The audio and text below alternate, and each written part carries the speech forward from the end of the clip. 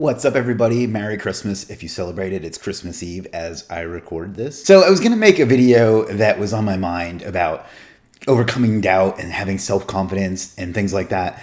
And instead what I'm going to do is play this video for you from a motivational speaker named Les Brown that I think describes it in much better than I could, and I think will really resonate with a lot of people and be really helpful to a lot of folks. Credit goes to the original creator of the video. It's uploaded via Creative Commons, so enjoy it. Let me know if you have any feedback, and I'll be happy to upload more videos like this too. Again, Merry Christmas, everybody, and enjoy. We've all taken time just to stop and reflect many times when we hear what's happening in the news or read the newspapers. Where's all of this leading to? What's going on here? And so I think that now more than ever, we must begin to look at what are the things that we can do that would put us on some firm footing in life, that will enable us to do some things and use some powers that we have, that many of us go through life never ever discovering that we have those things going for us. And part of that, I believe, is knowing what it is your life worth. What is it that gives your life a sense of meaning and purpose? Because once you find that, it puts you in your power place. See, if you know what your life work is, I encourage you to start working on it. If you can't do it all at one time, do just a little bit of it. And if you don't know what it is that you showed up to do, if you don't know why you're here, I encourage you to find out what your purpose is here. What is the meaning of your life? What will be different? Have you ever asked yourself that question? I've done that. I remember coming from a friend of mine's funeral, and I was reflecting on how much time I had left. And I went for a walk in a park thinking about this guy whose life was so promising. And I mean, he wasn't an old guy. He was quite young, in fact. And I thought about all of the things that he said he was going to do, and he never got a chance to do those things. And I started thinking about my own life and how much time I had left to do the things that I would like to do. And at that time, I wasn't sure what my life purpose was, what my life's work was. I wasn't sure about it at that time. And I thought about it quite a lot. I had some idea, but I wasn't convinced. That I don't think I felt worthy. I didn't believe that it could be me to do this kind of work that I'm doing right now. And I say to you that if you begin to take a conscious effort to find out what it is that you're supposed to do, I say that it can literally save your life. I said that it can literally save your life.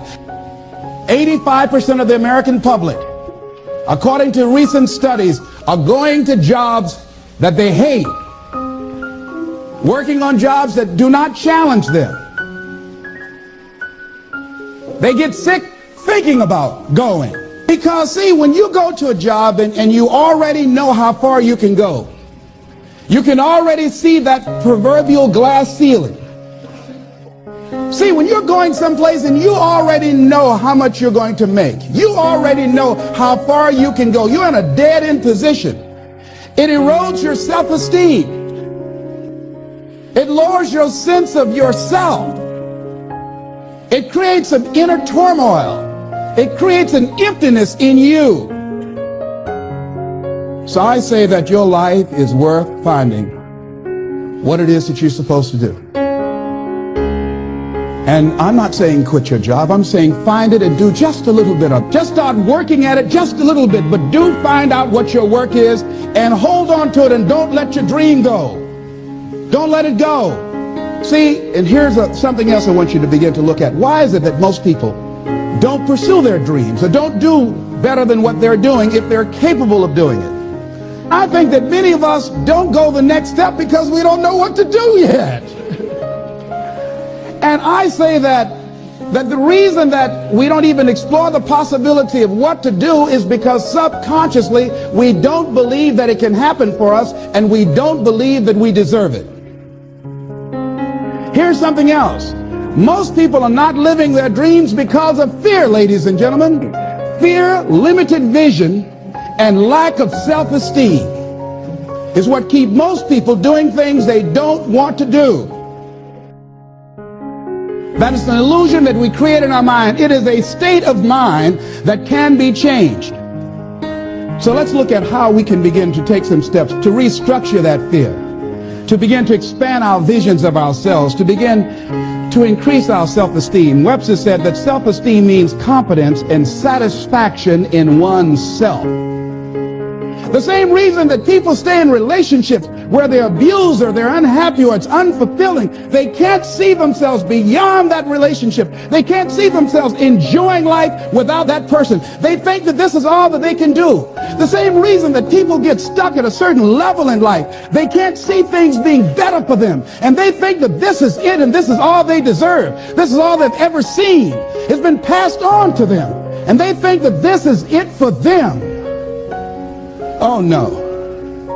I was looking what Dr. Blanton, Smiley Blanton, who is a colleague of Dr. Norman Vincent Peale, what he said about fear. He said, fear is the most subtle and destructive of all human diseases. Ladies and gentlemen, fear kills dreams. Fear kills hope. Fear put people in the hospital. Fear can age you. Fear, ladies and gentlemen, can hold you back from doing something that you know within yourself that you're capable of doing, but it will paralyze you. And it seemed like you're in a hypnotic spell. And I ask you a question, what is the benefit? What's the benefit of allowing fear to hold you back?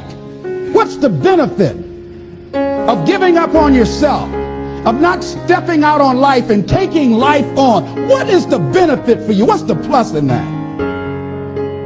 It's one of the things I had to ask myself. So I didn't want to make any mistakes. I wanted everybody to like me. I wanted to be perfect the first time I did something.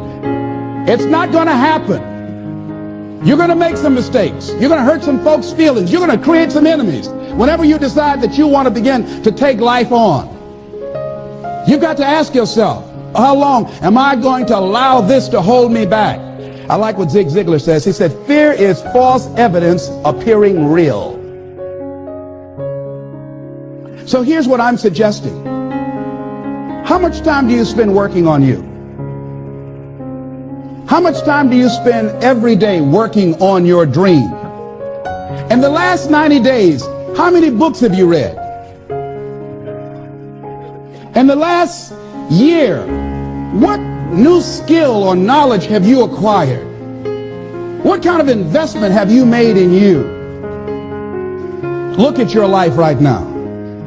Whatever you've done up to this point in time, your life is working. Whatever you have produced, it came out of you as a result of the kind of person that you have become. It's a result of your choices. It's a result of your consciousness. Now you have to ask yourself, are you satisfied with what you have produced? Is this what you want? Would you like for things to be better than this? Do you believe that you deserve better than this? Or are you content? This is it. You don't have to do anything else. That you already resign yourself in life and say, well, I'm happy. I'm not starving like the people in Calcutta. So I'm saying that as you begin to look at where you want to go, if you want to make it today, and things are changing so fast you have to literally run to stand still, I'm saying that you've got to make some conscious effort to begin to work to develop you. Are you allowing yourself to get off the hook like that? Or do you believe somewhere in the back of your mind or in your heart that there's some other great work for you to do? There's something else that life has for you. And that's why you're here. How do we handle this fear factor? How do we increase our self-esteem? You have to begin to fortify yourself. How do we do that? I believe that you have to begin to consciously monitor your inner conversation and start talking to yourself. Start building yourself up. Sometimes the only good things you will hear about you are the things that you say to you. So I'm saying learn to be your own booster. Start building yourself up. Start encouraging yourself. Start saying, I can do this. I can make this happen. When I started thinking about becoming a speaker, I said, yes, I can do this. I can make this happen. When I start trying to convince myself I can be a businessman after flopping and failing and losing thousands of dollars and feeling stupid and dumb and having people take advantage of me because of what I didn't know, I had to talk to myself because people were saying to me that I was dumb. And somewhere in the back of my mind, I was saying, you're right, look at what I've done. I had to say, no, Les. Hey, come on, man, get yourself together. You can handle this, you just haven't figured it out yet. It's all right, this is your training period. This is the tuition you have to pay for what you don't know. You can do this, other people have done it. It doesn't take an Einstein. Get you some people that can teach you some stuff that you don't know. Get you some people that have done it successfully and learn from them. Take some seminars, workshops, read some books on how to manage a business. Change the way you see yourself and begin to tend to the personal details. Understand that nobody's going to take care of your business better than you.